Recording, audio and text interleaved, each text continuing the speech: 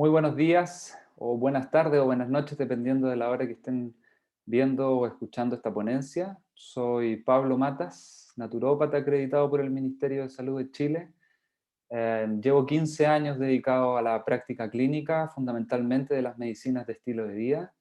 También ejerzo como docente en el Instituto del Medio Ambiente. Estoy a cargo del Diplomado Internacional de Naturopatía y diplomados de terapias reflejas.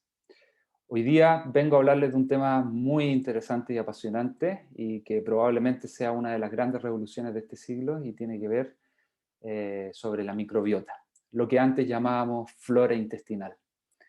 Así es que, sin más dilación, vamos a comenzar esta ponencia. Bueno, muy interesante lo que está ocurriendo hoy día con la microbiota y hoy día van a ver por qué es tan interesante y tan potente este descubrimiento y entendimiento que vamos teniendo sobre los microorganismos que residen en nuestro tracto gastrointestinal, pero también con los que nos rodeamos. Si van a un buscador común como es PubMed, donde se levantan la mayoría de los estudios científicos hoy en el mundo, y ponen microbiota, es increíble la cantidad de papers que se levantan todos los días. De hecho, es prácticamente imposible leerlos eh, porque son muchísimos. Esta cantidad de publicaciones ha aumentado considerablemente los últimos 10 años, si se dan cuenta. Simplemente por darles un número, el 2020, en plena pandemia, se levantaron 16.711 publicaciones. Y este año probablemente no nos vamos a quedar atrás. ¿Qué es la microbiota? Bueno, la microbiota intestinal humana es el conjunto de microorganismos que residen en el tracto digestivo humano. Fundamentalmente son bacterias, pero también encontramos virus, también encontramos hongos en forma de esporas fundamentalmente. Y también otro tipo de microorganismos eh, unicelulares. El microbioma, que es probablemente también otro concepto que vayan a escuchar, es el conjunto de microorganismos, pero también con sus genes, con los genes que aportan estos microorganismos, que residen en el tracto gastrointestinal, fundamentalmente en el colon, como vamos a ver.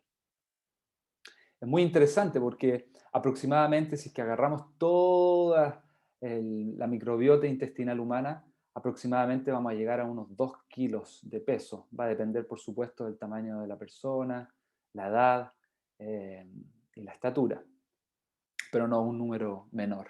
Entrega más de 150 veces información genética que el propio genoma humano, que nuestra propia información genética.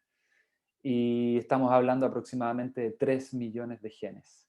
Esto es muy importante y probablemente vaya a cambiar los conceptos de qué es un ser humano.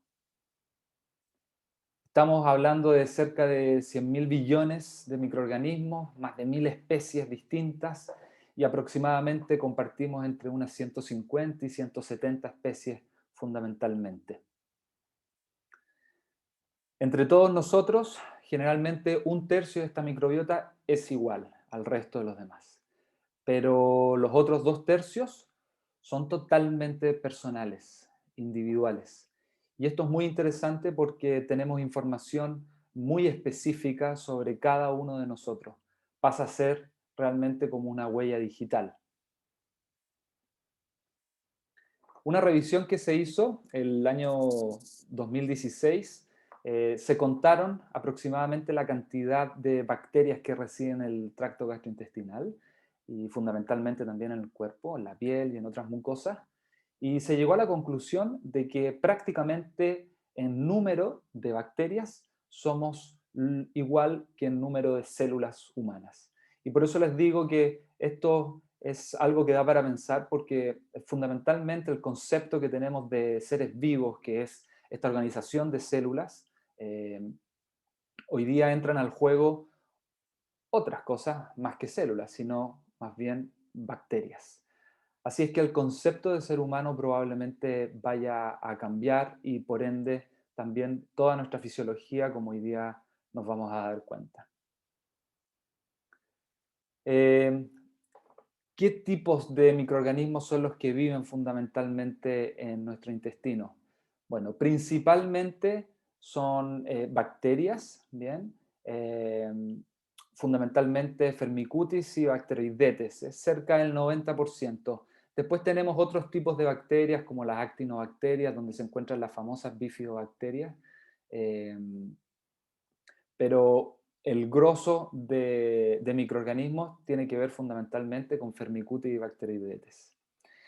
Estos Firmicutes y Bacteroidetes, al igual que todos los otros microorganismos que residen en el tracto gastrointestinal, van a estar condicionados por un poco el entorno de esta y las condiciones de este trayecto. ¿Bien? La cavidad oral contiene diferentes tipos de microorganismos, el estómago, el esófago también, el intestino delgado y el intestino grueso. Pero si ven y se dan cuenta, la mayor densidad de microorganismos fundamentalmente está en nuestro colon. Y esto es principalmente por las condiciones medioambientales de nuestro intestino grueso. Si se dan cuenta, el estómago, por ejemplo, tiene un pH muy, muy bajo, cercano al 1 o 2,5 en la escala del pH. Esto hace que sea muy, muy hostil para gran parte de los microorganismos, aunque ya saben, hay algunos ahí que viven, como el famoso Helicobacter pylori o el Helicobacter de otros tipos de cepas o los Streptococcus. ¿Bien? Mientras más distal, menor cantidad de oxígeno, y esto es una condición bastante particular de los microorganismos que residen en el intestino, porque son fundamentalmente anaerobios estrictos, o sea, pueden vivir sin nada de oxígeno prácticamente. ¿Bien?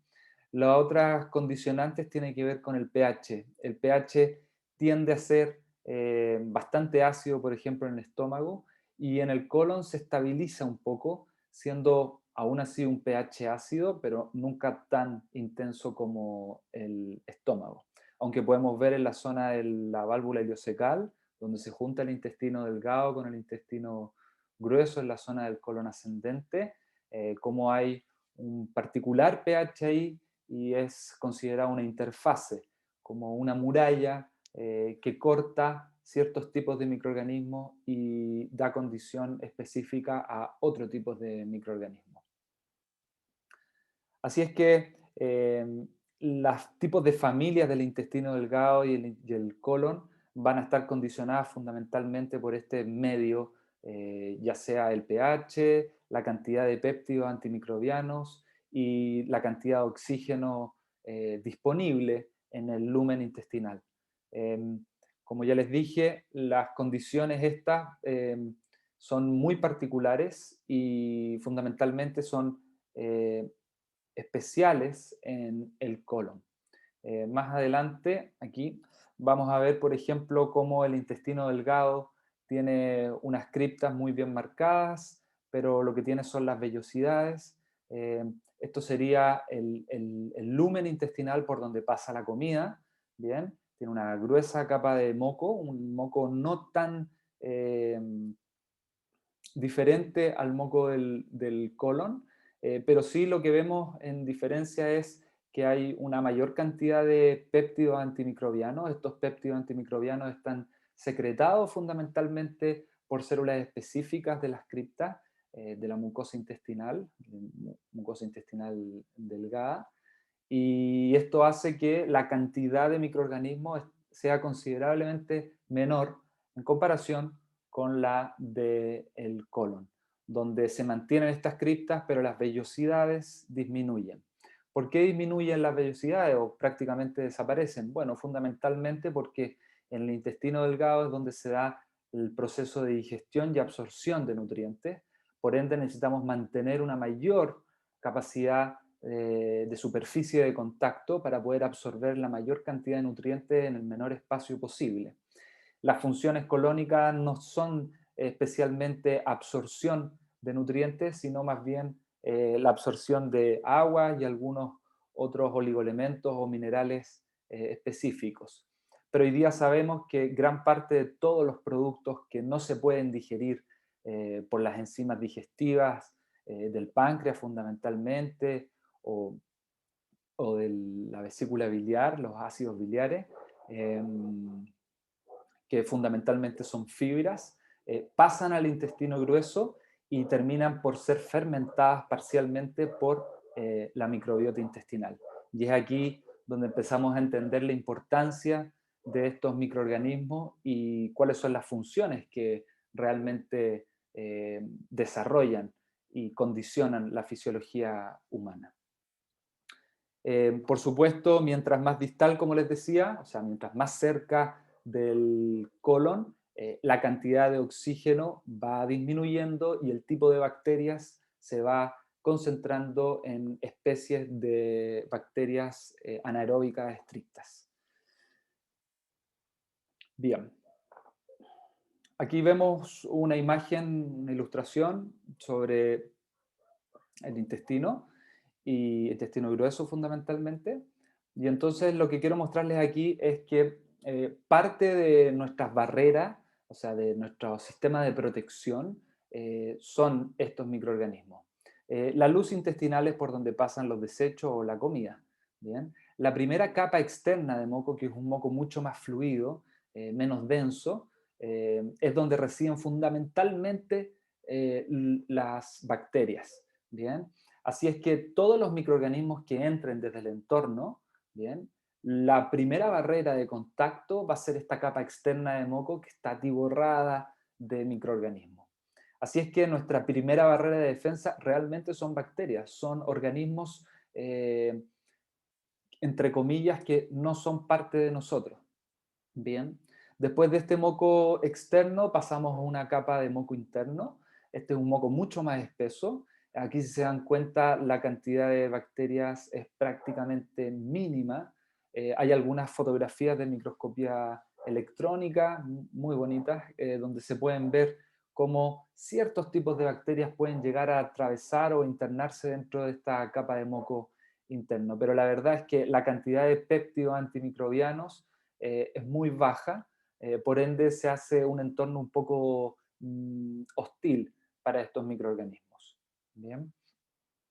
Tenemos las células calciformes, que podrían ser las células que secretan las mucinas, las que generan el moco, y los enterocitos, que son la barrera física de nuestro intestino, la imagen anterior que mostrábamos.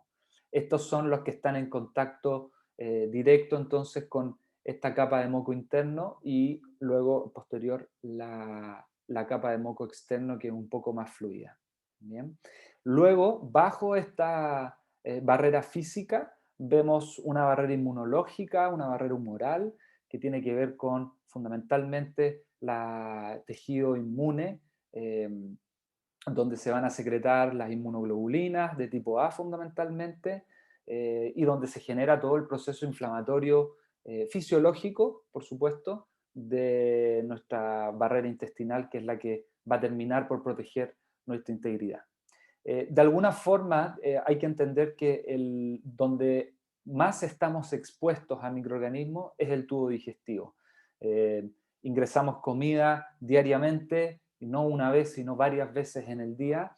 Hay que entender también y contextualizar esta realidad, que el intestino no es así los últimos 100 años, sino desde que existimos, y la exposición a microorganismos era muchísimo más alta de la que es hoy en día, sobre todo en lugares industrializados, donde hemos visto una merma de la variabilidad de microorganismos a las cuales estamos expuestos. Bien, esto hace de alguna forma que esta variabilidad a la que estábamos expuestos debía tener diferentes mecanismos para poder proteger la integridad del organismo, porque si no las infecciones se iban a dar con muchísima facilidad. Si vemos las funciones que realiza la microbiota intestinal, son variadas y probablemente vayamos encontrando con el devenir de los años muchas otras más. Las que siempre sabíamos era la producción de vitaminas del grupo B fundamentalmente, y algunos cofactores específicos enzimáticos, y probablemente lo que más condiciona o lo más interesante a tener en consideración aquí son los ácidos grasos de cadena corta, que vamos a hablar un poco más adelante, sobre el butyrato fundamentalmente, pero también el propinato y el acetato. Estos ácidos grasos de cadena corta son los que al final condicionan gran parte de las funciones y los beneficios de mantener una microbiota saludable. Por otro lado, funciones como la degradación de las sales biliares, de ciertas proteínas y de polisacáridos es una de las funciones principales también de nuestra microbiota.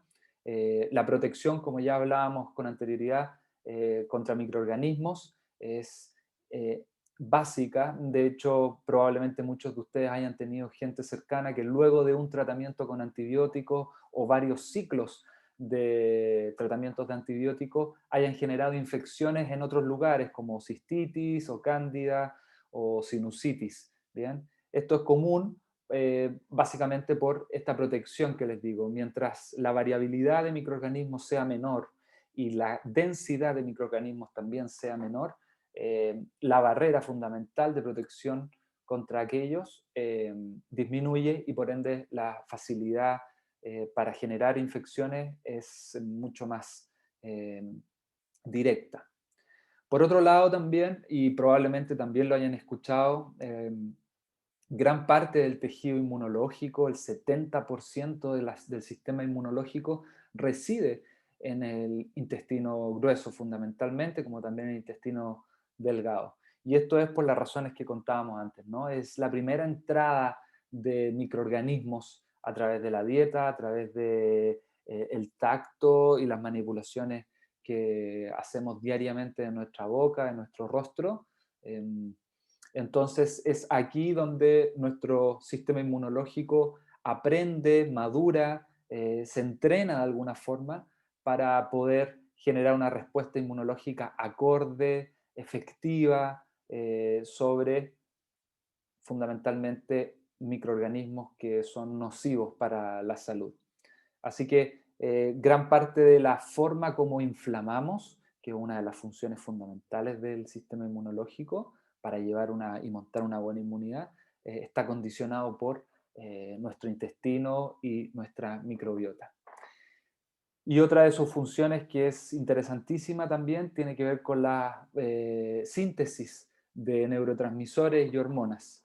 Neurotransmisores y hormonas como la serotonina, el 95% de la serotonina se sintetiza en el intestino, aunque esa serotonina no tiene la capacidad de atravesar, perdón, la barrera hematoencefálica, así que no tiene una acción directa sobre el encéfalo, pero sí en todo el tejido eh, orgánico y básicamente todas o prácticamente todas las células de nuestro organismo tienen receptores específicos para serotonina, por ejemplo, o dopamina, que es otra eh, hormona que se sintetiza a nivel intestinal. ¿Qué pasa cuando nuestra microbiota, que son este grupo de microorganismos, que es diverso, se desequilibra? Bueno, se conoce como disbiosis, ¿no? Y esta tiene que ver fundamentalmente con la alteración en la composición de la microbiota, pero también en la localización. Por ejemplo, los famosos síndromes de SIBO, que es un sobrecrecimiento bacteriano en intestino delgado principalmente, aunque también se da en ciertas zonas del estómago, es considerada una disbiosis. Hoy día sabemos, por ejemplo, que el síndrome de colon irritable también es considerada una disbiosis porque antecede una base disarmónica en la cantidad de microorganismos y en la localización de estos. Vamos a ver más adelante como muchas enfermedades que hoy estamos en contacto o vemos en nuestros seres queridos o en nuestra práctica clínica están condicionados fundamentalmente por una microbiota disbiótica. Así es que esta alteración en la composición y en la localización es uno del, de lo que llamamos, perdón, disbiosis intestinal. Y está condicionada por muchos factores. Enfermedades, por supuesto, enfermedades crónicas, como puede ser la obesidad, la diabetes, enfermedades neurodegenerativas, el mismo cáncer, la toma de medicamentos de manera crónica, como omeprazol, por ejemplo, o los AINES, los antiinflamatorios no esteroideos, por supuesto los antibióticos, aunque muchas veces se necesita un tratamiento de antibióticos, estos perfectamente pueden generar un estado disbiótico. Así que hay que tener una consideración especial a la hora de someterse a un tratamiento de antibióticos. Por supuesto, los hábitos higiénicos dietéticos son un condicionante importantísimo. Van a entenderlo con mayor profundidad porque al final los alimentos que entregamos a nuestro organismo, parte de ellos son alimentos para nuestras bacterias intestinales. Por supuesto, también hay otros factores como el estrés, el medio ambiente, los tóxicos medioambientales, las radiaciones, por ejemplo, también influyen en la composición y en la localización de esta microbiota. Así es que hoy día vamos a aprender cómo de alguna manera podemos evitar estos estados y si es que ya los tenemos, cómo podemos ir corrigiendo poco a poco y lograr una eubiosis, que es el equilibrio de esta microbiota o este equilibrio biológico con microorganismos que residen en nuestro organismo. Lo importante de entender también es que esta microbiota se va desarrollando, ¿no? Y hay varios condicionantes que van a afectar el desarrollo o cómo se desarrolla la microbiota en los bebés y sobre todo hasta los primeros 3 años de edad. Bien. El condicionante principal por tiempo, no por importancia, tiene que ver con la maternidad, o sea, el proceso de gestación. La calidad de la microbiota de la madre afecta de manera directa el desarrollo inmunológico y, por supuesto, el desarrollo fisiológico y neurológico de los bebés.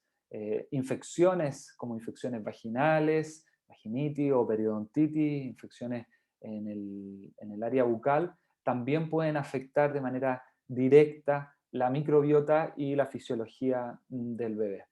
Hoy día sabemos, no tan a ciencia cierta, pero ya se está logrando entender que al parecer el líquido amniótico no es un líquido aséptico, sino que contiene microorganismos, al igual que la leche materna.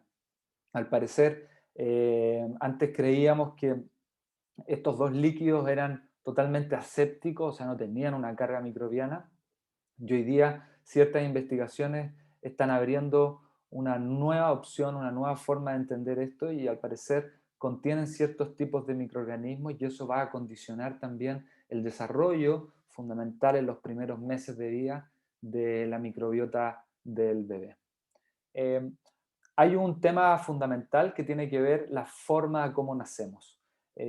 Si el parto, por ejemplo, es vaginal, nuestra exposición a microorganismos va a nacer fundamentalmente, o nuestra primera exposición a microorganismos va a ser fundamentalmente a través del canal del parto. Y los tipos de bacterias que residen en el canal del parto, o sea, en vagina, cuello del útero, son principalmente lactobacilos. Bien. Si un bebé nace por cesárea, por ejemplo, ya sea el motivo que sea clínico o por comodidad, el primer contacto con estos microorganismos no va a ser los lactobacilos, sino que van a ser las bacterias que residen en el pecho o en la piel de la madre. Bien. Y estos son los estafilococos y las propinobacterias, fundamentalmente.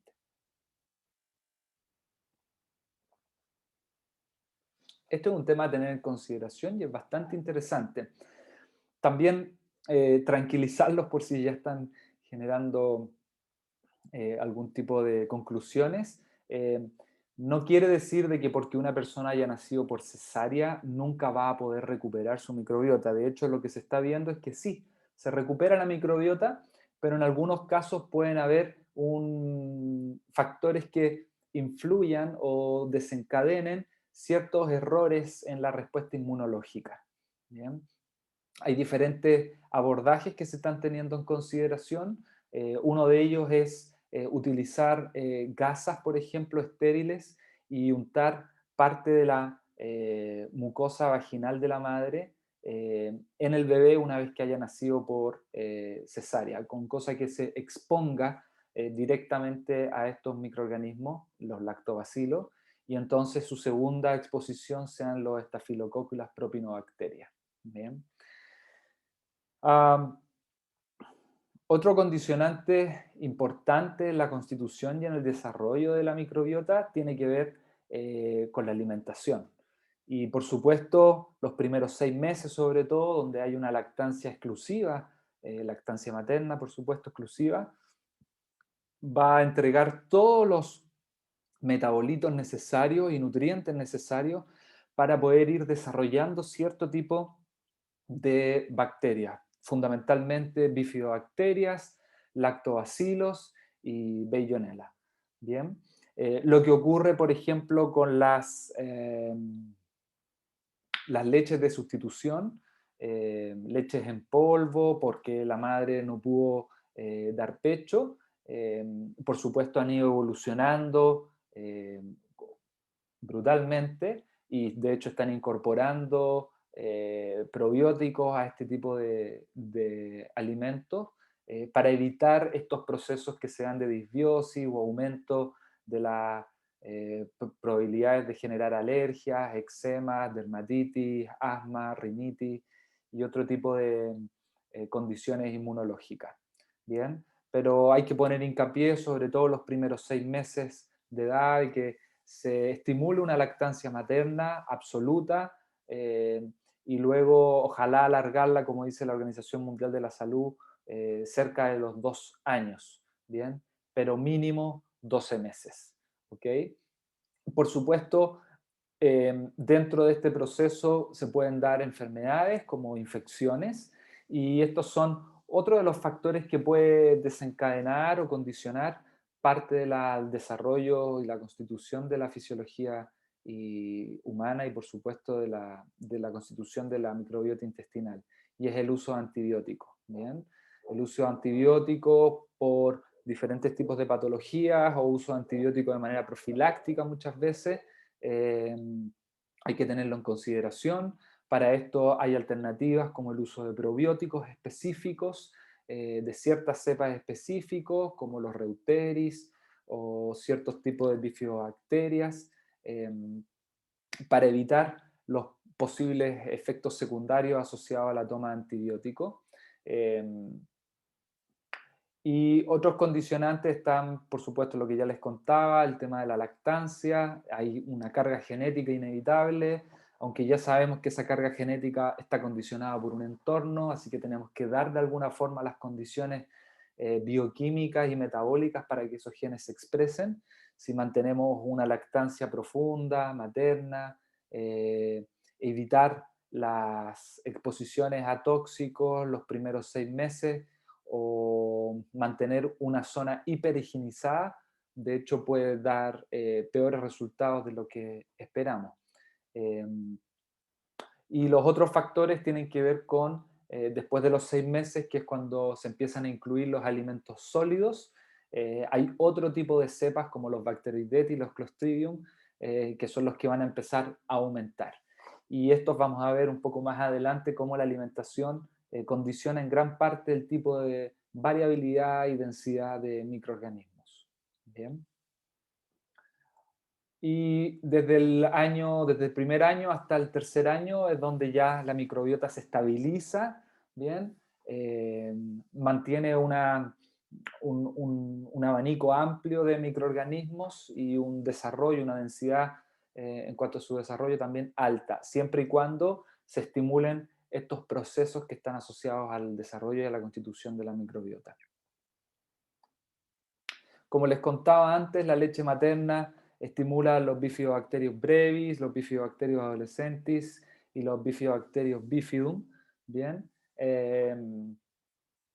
Y en cambio las fórmulas, que era lo que hablaba antes, eh, puede estimular de hecho los mismos tipos de bacterias, pero también estimula el crecimiento de otro tipo de bacterias que no necesariamente están eh, dentro del de el proceso fisiológico común. ¿Bien? Ahora, todo esto no es blanco y negro, sino son escalas de grises y hay formas de estabilizar y mejorar este desarrollo de la microbiota. Fundamentalmente buscar fórmulas de buena calidad, fórmulas con una baja tasa de alérgeno, fórmulas que contengan probióticos con las cepas específicas bien catalogadas.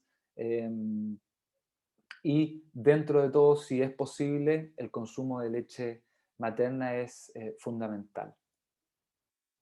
Aquí, por ejemplo, podemos ver un muy lindo estudio que se hizo sobre cómo es la variabilidad de microorganismos que tiene la madre en su vagina en comparación con la microbiota intestinal de un bebé que nace por parto vaginal. Y si se dan cuenta, prácticamente contiene los mismos tipos de microorganismos.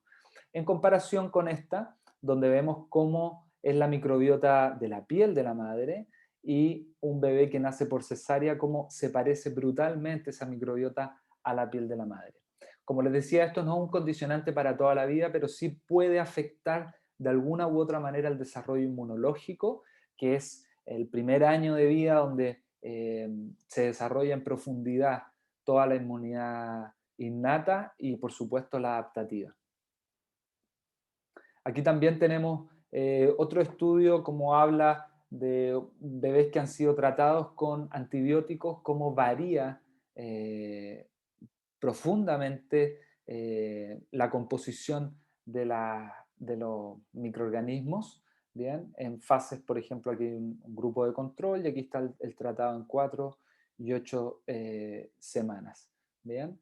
Eh, Esto es muy interesante tenerlo en consideración porque vemos, por ejemplo, que los bebés que son tratados con antibióticos, la proporción de bifidobacterias y lactobacilos baja considerablemente y las proteobacterias aumentan. Ahora, esto se puede tener, o sea, generar una acción terapéutica dando y utilizando probióticos o alimentos que puedan favorecer el desarrollo de estos tipos de microorganismos, en especial las bifidobacterias y los lactobacilos. Aquí otra tabla de estudios interesante. ¿Cómo podemos ver, por ejemplo, una cesárea? ¿Bien? Estudios que se han hecho en 1,9 millones de niños daneses. ¿Cómo puede afectar, por ejemplo, hay mayores probabilidades de generar asma, problemas asociados al tejido conectivo, artritis juveniles, enfermedades inflamatorias intestinales y algunos tipos de inmunodeficiencia como leucemia? Bien, entre los 0 y los 15 años se pueden desarrollar esto. No necesariamente, como repito, no es blanco y negro esto. Eh, por ejemplo, en Estados Unidos se hizo un estudio con 1.255 niños de 3 años que habían nacido por cesárea y se vio que hay una probabilidad mayor de tener obesidad, bien, o tener una mayor talla o patologías asociadas a la piel. Bien. Por supuesto, va a ocurrir algo muy parecido con el tratamiento de antibióticos, eh, como por ejemplo hay un aumento de la producción, o sea, de la generación de asma y alergias o eczemas, bien, o sobrepeso, obesidad, bien.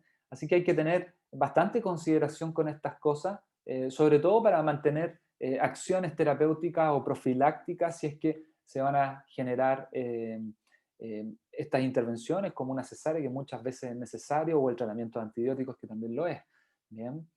O porque el bebé no pudo tomar leche materna por X razón o porque la madre se le cortó la leche y entonces no pudo amamantar correctamente a su bebé. Bueno, hay que tener esto en consideración para ocupar fórmulas y generar acciones terapéuticas específicas para poder contener estos procesos y que no se desborden y no terminen luego en procesos, si se dan cuenta, fundamentalmente inmunológicos y metabólicos. Bien. También podemos ver que ciertos estudios demuestran que la utilización de probióticos puede ayudar a disminuir problemas gastrointestinales o respiratorios, eh, o por ejemplo el contacto con los animales, como disminuye también el riesgo de diabetes tipo 1 o el exceso de higiene o la baja de higiene en este caso, o sea, el utilizar el chupete, no sé cómo habla, cómo se dice en España, eh, el chupete que tienen los peques, eh, como los niños que o utilizan chupete como también se chupan el dedo, tienen menores probabilidades de generar alergias, asma o sensibilizaciones múltiples a diferentes alérgenos.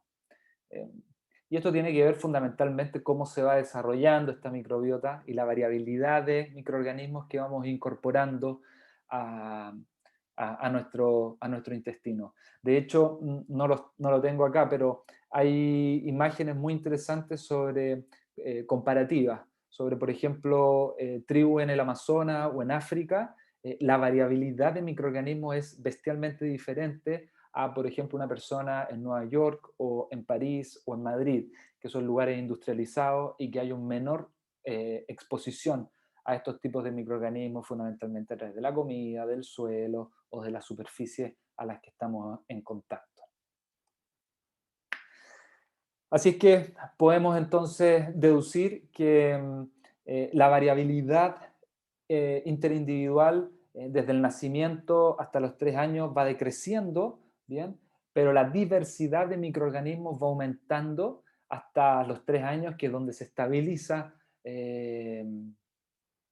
con potencia la microbiota. Y como les decía con anterioridad, es que cuando tenemos gran diversidad de microorganismos y buena densidad también de microorganismos, tenemos una mejor barrera y por ende tenemos mejor respuesta inmunológica, tenemos menor capacidad de generar inflamaciones suprafisiológicas y todo lo que está asociado fundamentalmente a esto, que son alergias alimentarias, enfermedades inflamatorias intestinales, la enfermedad de la celiaquía o las sensibilidades al gluten, la diabetes, fundamentalmente la diabetes tipo 2, no tanto la 1, la obesidad o el sobrepeso, y por supuesto infecciones como enterocolitis o sepsis, por supuesto cánceres y estados necróticos intestinales, ¿bien?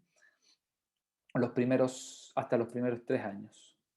Y después esta composición va a ir variando, por supuesto, también por los condicionantes que hablábamos.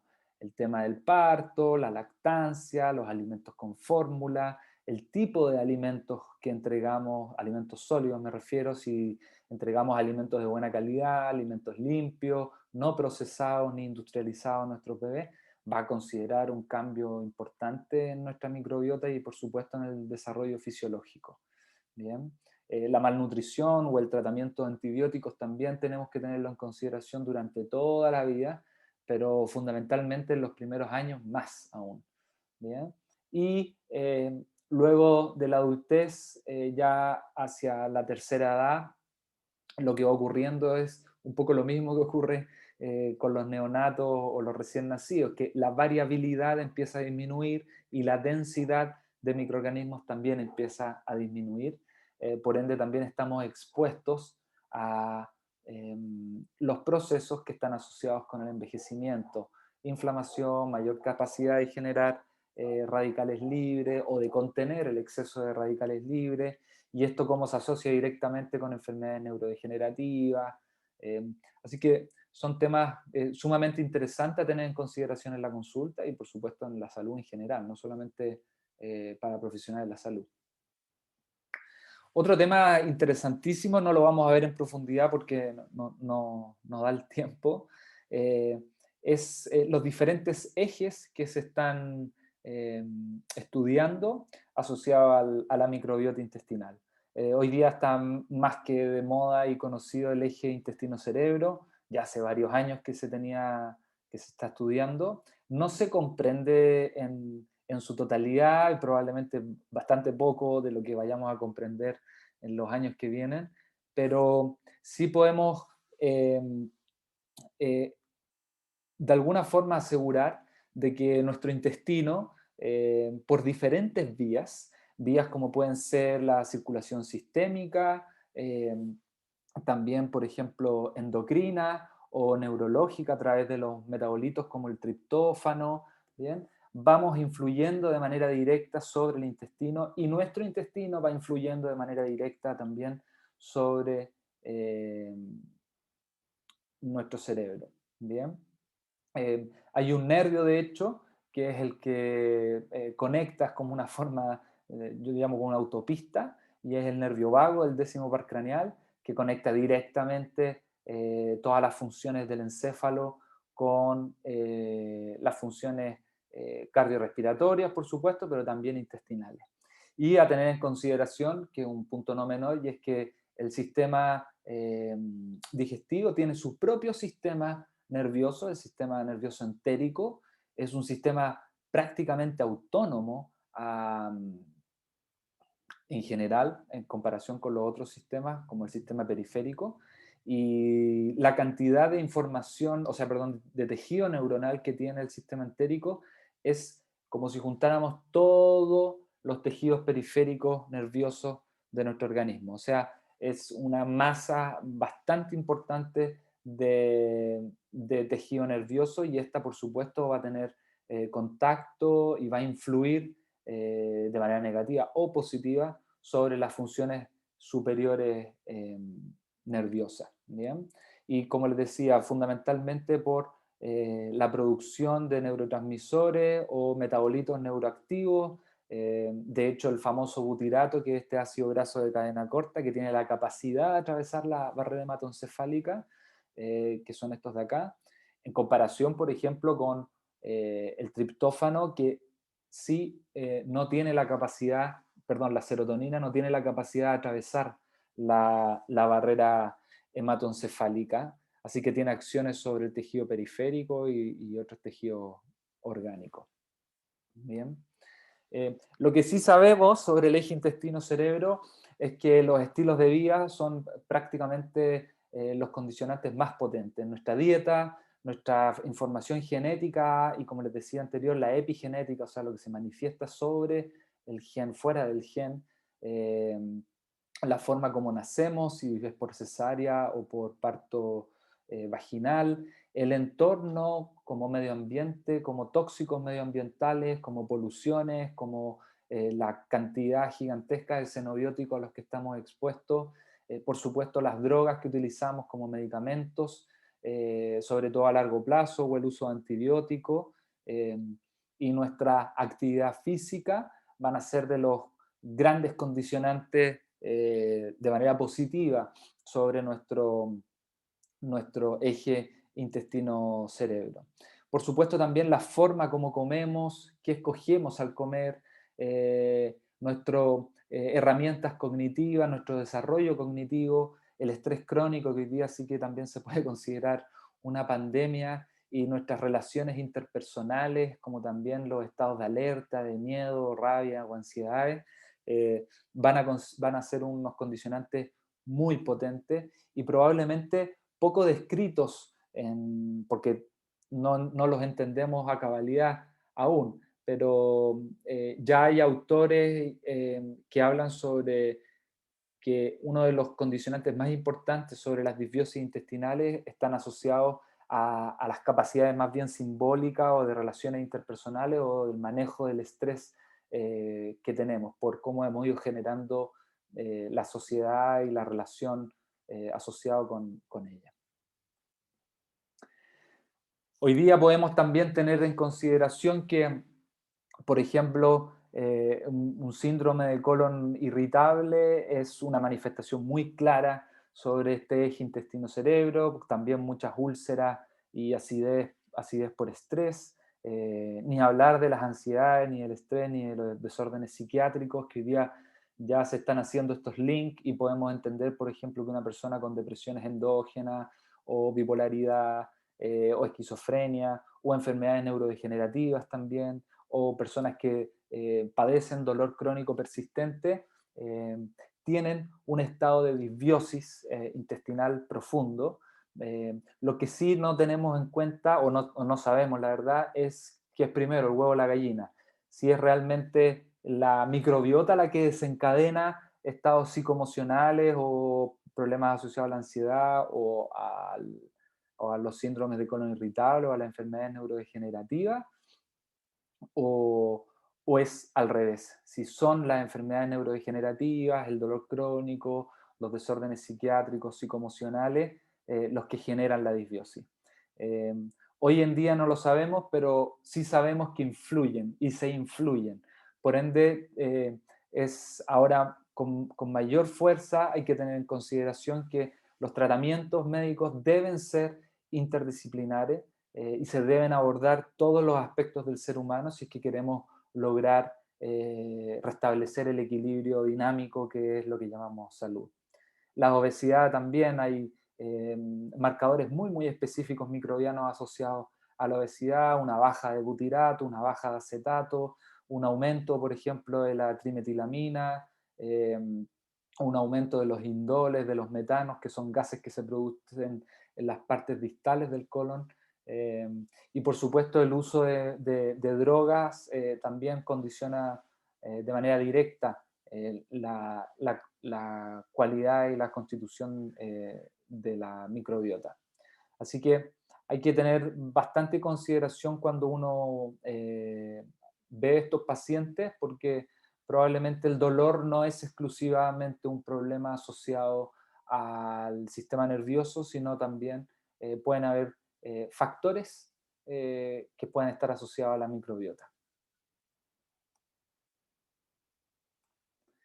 Así es que esta conexión le llaman el eje del amor, porque el intestino entrega serotonina al sistema nervioso, como sabemos, y el sistema nervioso de alguna forma también hace sentir estas mariposas en el abdomen cuando estamos en un estado de amor, por ejemplo, o de ansiedad o de miedo también.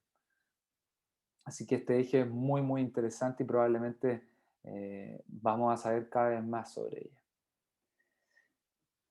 Y ahora, para tener también en consideración, eh, vamos a entender que este estado de disbiosis lo que genera es un síndrome, el síndrome de hiperpermeabilidad intestinal.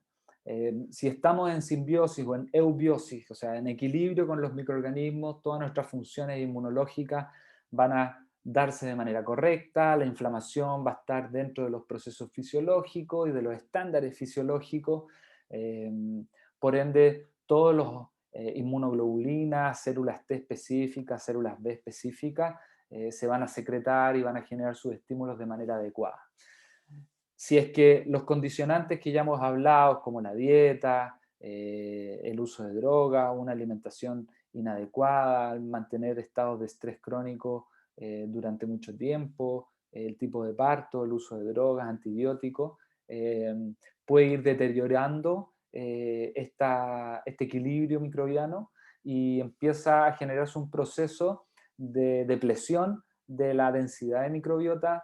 El moco superficial que hablábamos, que era nuestra primera barrera, empieza a disminuirse, a licuarse, eh, no tiene la capacidad de sostén que tenía antes, por ende las bacterias tampoco pueden vivir ahí. Recuerden que tienen condicionantes muy específicos asociados al pH, al oxígeno, y entonces al generar esta depresión, lo que ocurre es que otro tipo de bacterias que no son necesariamente aeróbicas estrictas, o pueden vivir en otros ambientes un poquitito más diversos, empiezan a crecer, y lo que ocurre también es que estas uniones estrechas, si ven aquí estas dos líneas, son las uniones estrechas, que son enlaces proteicos muy, muy fuertes que unen enterocitos con enterocitos.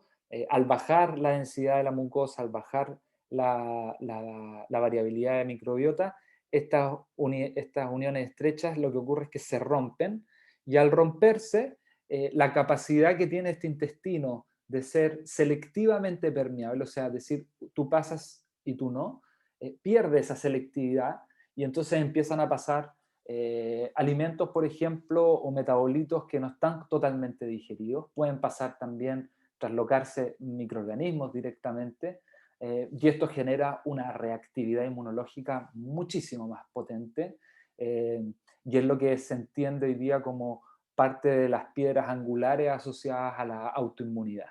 Bien, es probable que parte de las patologías autoinmunes estén gestándose poco a poco asociado a una permeabilidad intestinal aumentada, eh, y esto fundamentalmente por todos estos factores que hemos visto. Así que hay que tener sumamente cuidado y atención, sobre todo en personas que tengan patologías autoinmunes o enfermedades crónicas y crónico-degenerativas, en el trabajo específico y profundo sobre su mucosa intestinal, para tratar de evitar este síndrome de hiperpermeabilidad, tratar de repoblar, de regenerar e incorporar bacterias y los sustratos necesarios para que estas bacterias puedan crecer y desarrollarse, y así eh, el, la unión de los enterocitos se pueda dar de manera correcta, y por ende bloquee el paso a cualquier tipo de bacteria o microorganismo o metabolitos no digeridos. ¿Bien? Como ya sabemos, los gatillantes son los mismos de siempre: estrés, toxinas, patógenos, por supuesto, también. Recuerden que una enfermedad, eh, una enterocolitis, puede ser perfectamente un gatillante para una enfermedad autoinmune en algún momento, o un patógeno específico como un herpes o una Epstein-Barr puede generar respuestas inmunológicas exacerbadas, y quizás lo que hay que mirar es cómo está el estado de la mucosa para poder abordar una respuesta inmune más acorde. Inevitablemente lo que comemos es un condicionante fundamental. Las drogas que utilizamos como medicamentos, sobre todo a largo plazo, esta gente que necesariamente, o ya sea por prescripción, necesita el consumo de inhibidores de la bomba de protones, los omeprazol, esomeprazol y todos los derivados que hay de esto. Eh, y por supuesto otro tipo de infecciones asociadas. Eh, Así que aquí con el síndrome de permeabilidad intestinal, que ya se estaba hablando hace tiempo, pero hoy día quizás lo entendemos en mayor profundidad, podemos darle un raciocinio y una etiología más completa a gran parte de nuestras enfermedades que hoy en día estamos expuestos. Y gran parte, como les decía, de estos condicionantes tienen que ver con cómo nos estamos relacionando con la comida, qué es lo que estamos comiendo. Y hoy día sabemos que los alimentos industrializados o hiperprocesados son uno de los condicionantes más potentes. Por supuesto, a esto le asociamos la polución medioambiental, la cantidad de xenobióticos a los que estamos expuestos con artículos de limpieza, ya sea higiene personal o limpieza del hogar. Eh, También poluciones asociadas a la industrialización, la quema de carburos como petróleo, benzina, gases y todo esto que generan lo que llamamos smog, cómo va afectando poco a poco y va mermando poco a poco nuestra salud, y hoy día entendemos que esto también afecta a esta diversidad microbiana. Así que lo que tenemos que buscar y lo que tenemos que tratar de equilibrar eh, son estos microbios. ¿Y cómo podemos equilibrarlos? Bueno, fundamentalmente con, en dos aspectos, a nivel alimenticio, por supuesto. Uno es la utilización de alimentos prebióticos. Los prebióticos son una clase de fibras. Las fibras son hidratos de carbono, pero que no tienen la capacidad de ser digeridos. Las famosas fibras como la pectina que encontramos en las manzanas, o la celulosa, que es un hidrato de carbono complejísimo, que es el más abundante en el reino vegetal, que estructura de alguna forma los vegetales, su tejido de sostén. Nuestro intestino no es capaz de digerir eso, pero sí nuestras bacterias a través de la secreción de enzimas. Así que tenemos que buscar cierto tipo de fibras, ¿bien? ¿Y qué tipo de fibras son interesantes? Bueno, esto no sé si se conoce por donde se esté escuchando esto. Esto se llama topinambur, es una papa, un tubérculo con sabor a alcachofa, ¿bien? Y es muy rico en fibra. De hecho, cuando comes demasiado, genera una gran cantidad de gases, y esas por su capacidad fermentativa que tiene. Es un excelente alimento, tiene una carga glicémica excesivamente baja, o sea, la pueden consumir hasta diabéticos, gente que tenga intolerancia a la glucosa, con toda tranquilidad. Las famosas alcachofas, su fibra es visualmente eh, evidente y da una gran cantidad de microorganismos, o sea, una gran cantidad de sustratos para que los microorganismos puedan ir creciendo poco a poco y estabilizándose. Las legumbres, está más que decir, una buena cantidad de fibra, y por supuesto no solamente fibra, igual que las alcachofas y el topinambur y todos los productos vegetales, si se dan cuenta, manifiestan colores, y estos colores son polifenoles. Hoy día sabemos también que los microorganismos no solamente consumen fibras, sino algunos pueden llegar a consumir polifenoles, en algunos también proteínas, aunque fundamentalmente utilizan las fibras para fermentarlas. Las hojas de todo tipo, espinacas, acelga, rúcula, albahaca, las lechugas famosas, el cilantro, cualquier tipo de hoja va a ayudar a entregar una buena carga de fibra a nuestra alimentación.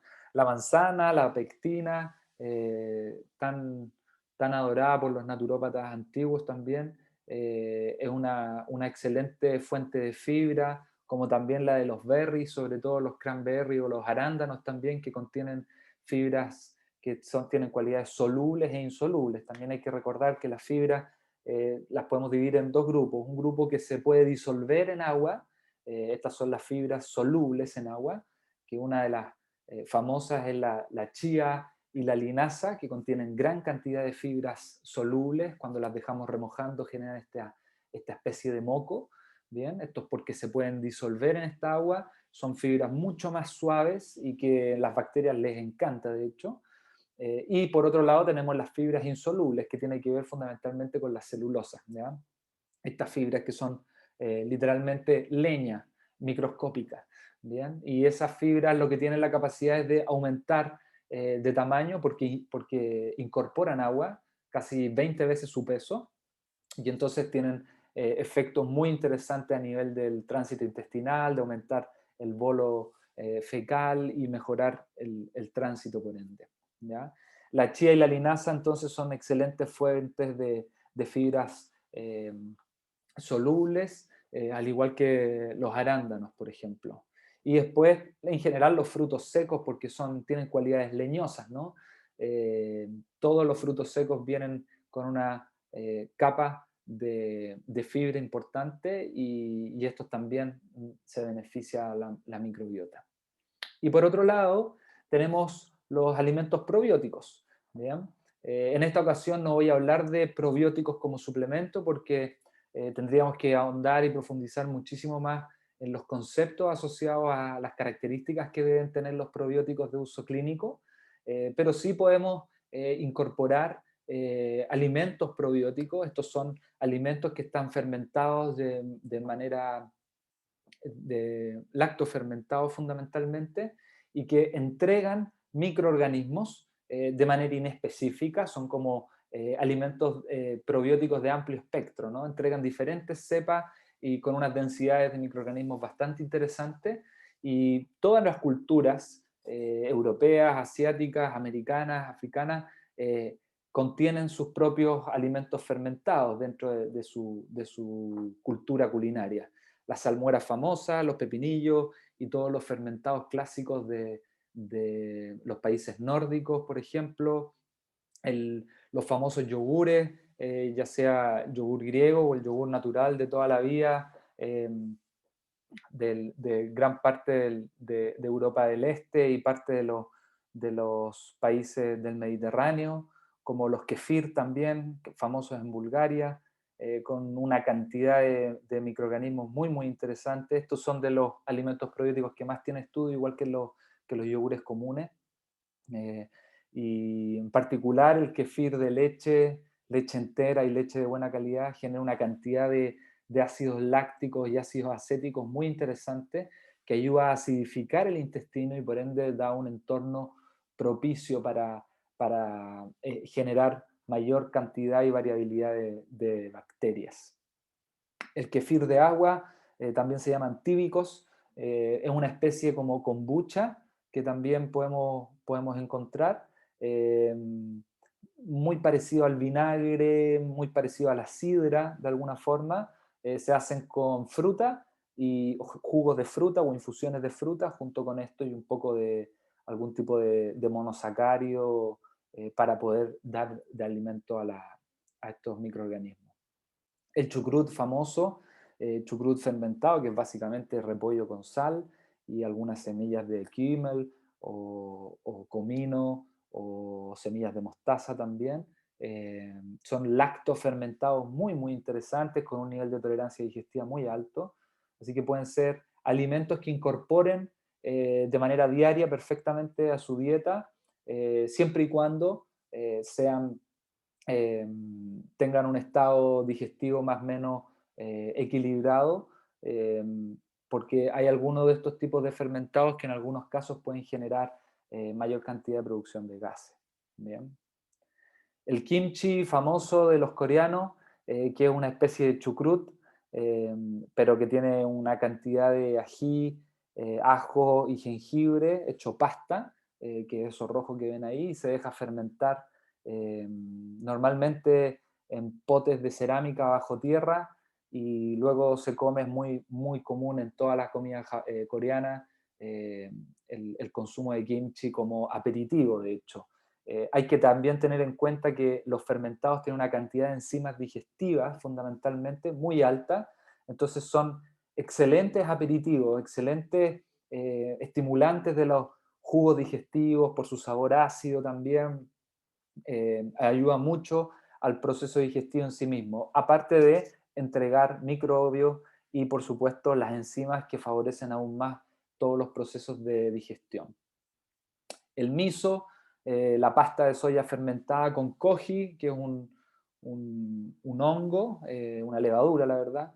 eh, Muy interesante también, muy suave, muy rica para consumirla como sopas, por ejemplo. En la comida japonesa tradicional siempre se sirve una sopa de miso para comenzar, acompañado de unos picles.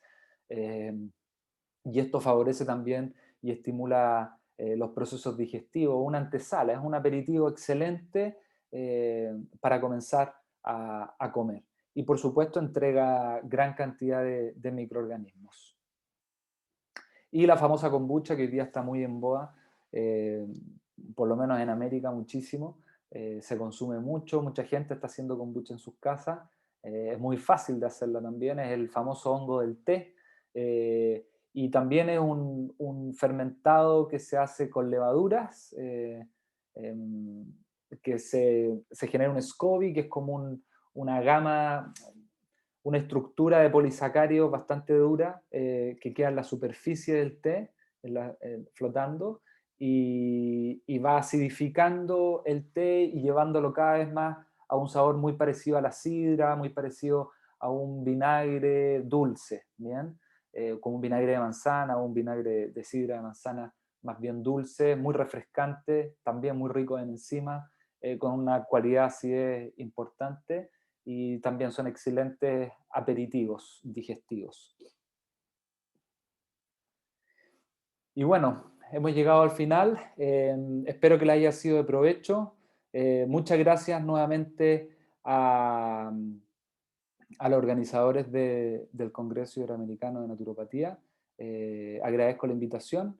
Espero poder seguir trabajando o ayudándolos en lo que necesiten y espero que les haya gustado mucho la presentación. Que estén muy bien.